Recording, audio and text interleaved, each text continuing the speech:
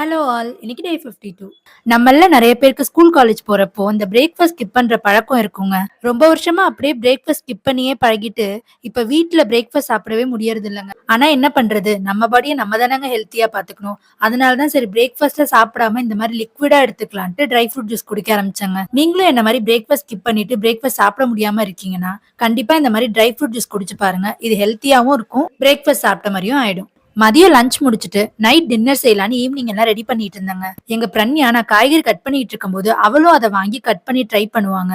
அவளுக்கு நான் சமைக்கிறத பார்க்கவும் ரொம்ப இன்ட்ரெஸ்டிங்கா இருக்கும். எப்பவுமே இப்ப நீங்க பாக்குறீங்க பாத்தீங்களா, இதே இடத்துல உட்காந்து என்கிட்ட பேசிட்டு வேடிக்கை பார்த்துட்டே இருப்பா. அவ வீட்டுல இருக்கும்போது கிச்சன்ல எனக்கு போரே அடிக்காது. அப்புறம் அவ ஹோம்ஒர்க் பண்ண கிளம்பிட்டாங்க. அதுக்கப்புறம் நான் சப்பாத்தி தேய்ச்சிட்டு எம்டி சால்னா தாங்க வச்சிருந்தேன்.